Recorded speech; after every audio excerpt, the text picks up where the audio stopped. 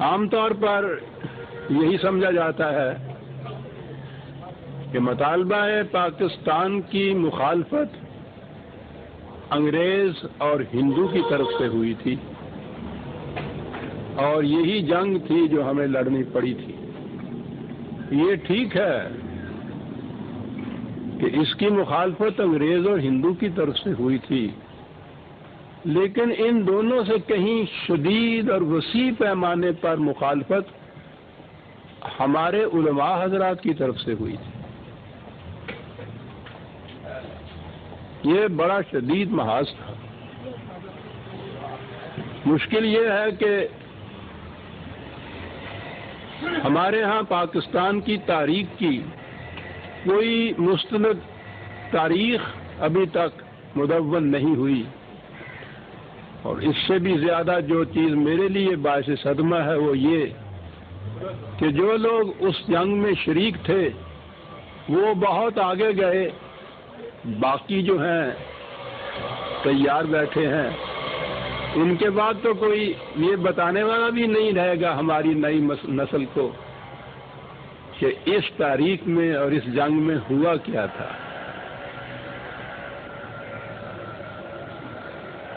میں سمجھتا ہوں کہ ہماری نئی نسل کو تو آج یہ بھی یاد نہیں ہوگا کہ جو میں ابھی نام لے رہا ہوں ان کی اہمیت کیا تھی۔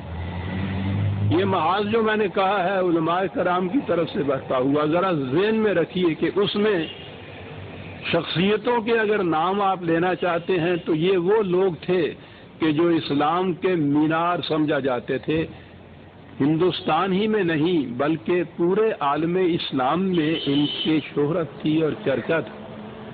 امام الہند مولانا ابوالکلام آزاد، دارالعلوم دیوبند کے شیخ الحدیث مولانا حسین احمد مدنی، جمعیت العلماء ہند کے مولانا مفتی کفایت اللہ، مولانا احمد سعید، سید عطاء اللہ شاہ بخاری،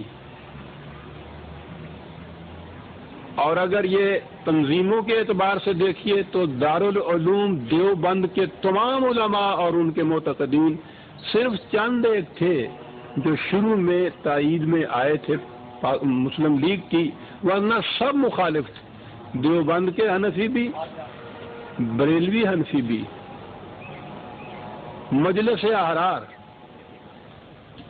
ابھی جو میں نے سید عطاء اللہ شاہ بخاری کا شاید نام لیا ہے، ایک جمعیت انصار تھی انہی کی، اور سب سے زیادہ جماعت اسلامی۔ یہ پورے کے پوری اتنی اکثریت کے ساتھ یہ محاذ اکٹھا بنائے ہوئے تھے پاکستان کے مطالبہ کے خلاف۔ ہمارا عوام، بلکہ میں کہتا ہوں پوری قوم مذہب زدہ ہے، مذہب پرست ہے۔ مذہب کے نام پہ جو چیز ان کے سامنے پیش کی جاتی ہے اس کا بڑا اثر ہوتا ہے، اور مذہب کے علم بردار اور نمائندگان تو یہی حضرات سمجھی جاتے اس وقت بھی آج بھی۔ تو آپ غور کیجئے کہ جب قریب مذہب کے یہ تمام علماء کرام ایک طرف اکٹھے ہوں مخالفت میں، اور ان کے پروپیگنڈا کی مشینری کی یہ کیفیت ہو کہ پورے ملک میں، ہر شہر میں، ہر گاؤں میں، شہر کے ہر محلے میں، محلے کی ہر گلی میں ایک ہی نہیں دو چار مسجدیں ہوں، اور وہ مسجدیں ان کے پروپیگنڈے کا مرکز ہوں۔ ایک بات جو کسی ایک مرکز سے ان کی اٹھتی تھی، اگلے جمعے کے خطبے کے اندر وہ سارے ملک کے اندر گونج جاتی تھی۔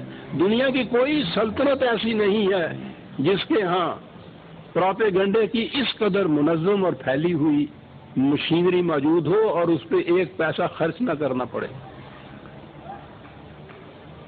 پھر ان کے ہاں فتویٰ یہ تھا کہ زندگی کی اہم ضروریات کے لیے جھوٹ بولنا نہ صرف جائز ہے بلکہ واجب ہو جاتا ہے۔ یہ مودودی صاحب کا فتویٰ تھا، جھوٹ بولنا واجب ہو جاتا ہے۔ یہ کس قسم کے جھوٹ سے جو بولے جاتے تھے اس کی ایک مثال ملاحظہ فرمائیے قائد اعظم علیہ الرحمہ کی شادی ایک پارسی خاتون سے ہوئی تھی. وہ بڑی ایک اہم بات ہے، سارے ملک میں اس کا چرچا ہوا تھا. قائد اعظم کی آخری شرط یہ تھی کہ وہ خاتون مسلمان ہو جائے گی تو میں پھر شادی کروں گا، ورنہ میں شادی نہیں کروں گا. اس پہ بھی بڑی ہنگامہ آرائیاں ہوئی تھی، لیکن بالآخر اس خاتون کو یہ شرط ماننا پڑی. وہ اسلام لائی باقاعدہ، مسجد میں بیٹھ کے یہ نکاح ہوا، شرع محمدی صلی اللہ علیہ وسلم کے مطابق ہوا. نکاح نامہ آج بھی وہ موجود ہے. یہ خبر اخباروں میں بھی شائع ہوئی، لیکن ان حضرات کے اسلام کا تقاضا یہ تھا، اس کے متعلق کہا یہ گیا کہ ایک کافرہ کے واسطے اسلام کو چھوڑا. یہ قائد اعظم ہے کہ ہے کافر اعظم؟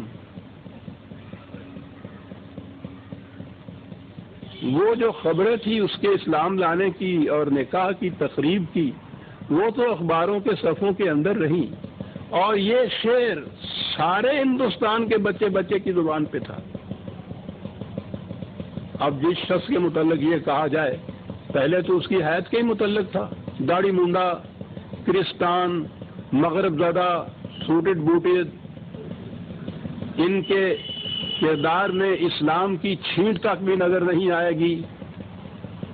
یہ جو حکومت قائم کریں گے وہ مسلمانوں کی کافرانہ حکومت ہوگی، یہ سب کچھ کہا جاتا تھا. تو جب یہ حضرات علماء کرام کا ایک پورا جتھا بلا استثناء ملک کے سارے گوشوں میں پھیلا ہوا مسلسل یہ چیزیں کرتا جائے اور عوام ہمارے ہاں ہوں ان کے معتقد، بہرحال مذہب کی آواز کے اوپر وہ لبیک کہنے والے، تو آپ سوچئے کہ یہ محاذ کتنا بڑا شدید محاذ تھا.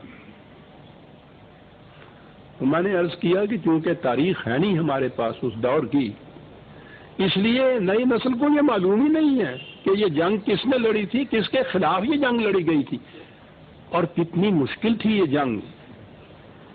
وہ ٹھیک ہے قائد اعظم داڑھی مونڈے بھی تھے، سوٹڈ بوٹڈ بھی تھے، انگلینڈ ریٹرن بھی تھے. اس جنگ کی شدت تھی جس کے لیے معاف رکھیے میں کبھی اپنا نام نہیں بیچ میں لایا کرتا، لیکن کبھی کبھی یہ چیز ضروری ہو جاتی ہے کہ قائد اعظم نے مجھ سے یہ فرمایا کہ اس جنگ میں ہندو اور انگریز سے تو ہم نپٹ لیں گے، لیکن یہ جو قال اللہ اور قال الرسول کے لبادوں میں آ رہے ہیں ان سے نپٹنا ہمارے بس کی بات نہیں ہے. اور میری سعادت تھی یہ کہ انہوں نے فرمایا کہ یہ محاذ تمہارے سپرد کیا جاتا ہے. بہت بڑی سعادت تھی میرے لیے عزیزان من، اور اسی ارشاد کی تعمیل میں تھا کہ طلوع اسلام کا اجرا 1938 میں یہ کیا گیا تھا علامہ اقبال کے ارشاد کے مطابق.